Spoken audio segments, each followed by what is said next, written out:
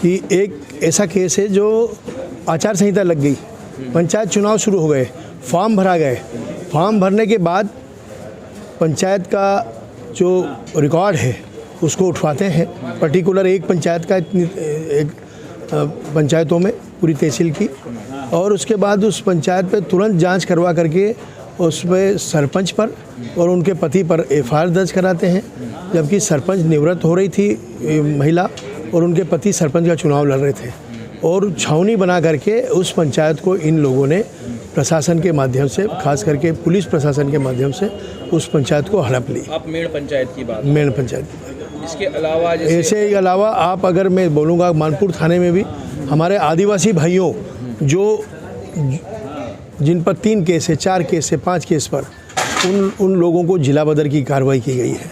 बहुत से लोगों को हमने जो है उनको कमिश्नर के यहाँ से, कलेक्टर के द्वारा कर दिया गया, तो कमिश्नर के यहाँ से उसको रिलीफ दिलाई गई, उनको बरी कराया गया। वकील उनको जिला बदर की कार्रवाई भी जो हो रही है वो कांग्रेसियों पर ही हो रही है। टोटल कांग्रेसी, एक भी इनने भारतीय जनता पार्टी के लोगों पर ज़्यादा केस है, 10 से 15 केस है, उन पर किसी पर भी कार्रवाई नहीं हुई है। ऐसे भी आपके यहाँ मामले आए ना कि भाई भारतीय जनता पार्टी की जो भी पंचायतें हैं उनमें भी बड़े घपल, उनमें ज़बरदस्त घपले हैं। जैसे कोदरिया पंचायत का अभी पड़ा हुआ है, पर उस पर कार्रवाई नहीं हो रही है। आप खुर्दी पंचायत का देख लें, उस पर भी कार्रवाई मतलब बिल्कुल जांच हो करके एफआईआर होना चाहिए, पर नहीं हो पा रही है। ऐसी अनेक पंचायतें हैं भारतीय जनता पार्टी की जिसमें ज़बरदस्त घपला है, जिसमें अधिकारियों के साथ सरपंच ने मिलकर काम ही नहीं हुए।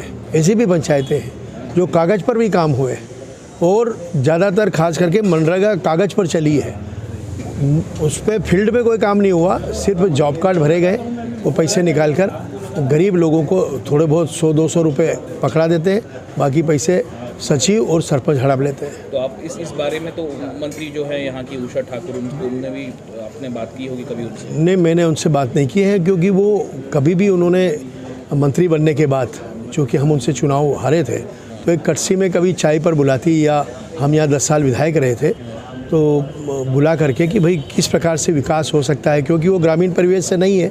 हमारा अनुभव है, हम 10 साल विधायक रहे और ग्रामीण परिवेश से आते हैं। किसानों की क्या समस्या है, ग्रामीणों की क्या समस्या है, खेतिहर मजदूरों की क्या समस्या है, ये कभी बैठ कर वो हमसे चर्चा करती, तो निश्चित रूप से उनको फ़ायदा ही होता, नुकसान नहीं होता, और लोगों का भी फ़ायदा होता। नहीं, हमने कितनी बार प्रशासन को आगाह किया, प्रशासन पर इन सब चीज़ों की बातें कही है, पर दुर्भाग्य कहेंगे कि वो इन बातों में उनको रुचि नहीं है। तीसरी, वो खुद कानून में हाथ ले रही हैं। आप देखेंगे कि उन पर एक प्योर कटी हुई जेसीपी, डंपर, ट्रैक्टर, बलात् 200 कार्यकर्ताओं को बड़गोदा सब रेंज में जाकर के छुड़ा लेती है। उसका नियम प्रक्रिया है छुड़ाने का। अगर आप ये कहते हैं कि वो किसान की निजी ज़मीन थी, अगर जब्त हो गई है तो उसकी प्रक्रिया है, उस प्रक्रिया के तहत छूटते। आप अपने हाथ में कानून लेके, चूँकि आप एक ऐसी संस्था की सदस्य है जहाँ कानून बनते हैं, आप विधायिका की सदस्य है और आप ही कानून तोड़ रही हैं, तो आप क्या संदेश देना चाहती हैं?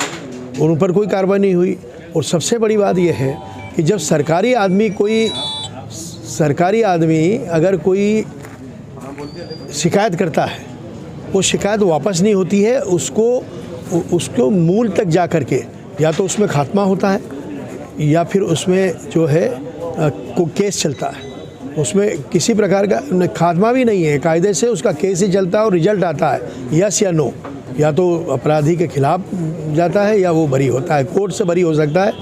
परंतु डिप्टी रेंजर ने खुद ने थाने में शिकायत की, उसकी शिकायत नहीं ली गई और आज तक उन पर कुछ नहीं हुआ। अब सरकार खुद मुख्यमंत्री कार्यालय से ये आदेश आ जाए कि आप जो किसान ओड्यू है उन किसानों को आप खाद नगद भी नहीं देंगे, तो क्या ये पाकिस्तान के किसान हैं? जो किसान पैसे नहीं जमा कर पाते हैं या वो तकलीफ़ में है, वही किसान तो ओड्यू होगा। तो क्या आप उसकी ज़मीन भी बिकवाना चाहते हैं खाद नहीं दे करके? ये तो मतलब अगर खाद नहीं देंगे तो वो तो बिल्कुल ही बर्बाद हो जाएगा। आज की तारीख में बड़े लोगों ने तो जैसे तैसे खाद कबाड़ा, बाकी एक गरीब आदिवासी जो गरीब किसान है, चाहे वो किसी भी वर्ग का है, एससी का है, एसटी का है, पिछड़े का है, जो छोटा किसान है, छोटी जोत वाला है, वो तो खाद की व्यवस्था नहीं कर पाया, उसकी फसल तो वैसे ही सूख गई। तो ये सब चीज़ें हमने बार बार जो है उसको प्रशासन को के माध्यम से सरकार को और मंत्री जी को अवगत कराया, परंतु वो को नहीं हुआ। और हमारे यहाँ ऑडियो कैसे हुए, आप देखेंगे कि आप विडम्बना देखेंगे, कैबिनेट मंत्री होने के बावजूद इंदौर जिले की 3 तहसील के सांवेर, देपालपुर और इंदौर तहसील के कर्ज माफ़ हो गए, परंतु महू तहसील उससे वंचित रह गई। अब ये एक विडम्बना ही कहेंगे कि मंत्री होने के बावजूद तो इसलिए किसान ओडी हो गए। फिर शिवराज सिंह जी ने घोषणा की कि हम किसानों का ब्याज माफ़ करेंगे, तो किसानों का ब्याज माफ़ करेंगे तो वो नहीं कर पाए। जब ब्याज माफ़ नहीं कर पाए तो किसान तो ओडी होगा, वो तो बैठा रहा ना कि ब्याज उधर से आ जाए तब हम मैं पैसे जमा करूं।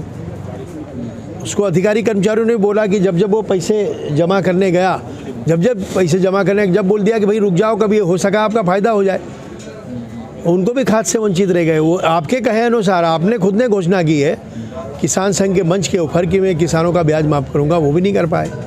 तो ये कितना किसानों को कहाँ ले जाके छोड़ेंगे ये लोग। तो इस मुद्दे पर आप लोग क्या करने, कितनी बार भी हमने आंदोलन किए हैं, अब तो यही है कि किसानों को लेकर कि उग्र आंदोलन किया जाए या भूख हड़ताल की जाए, तभी कहीं जाकर सरकार की जूँ रहेगी।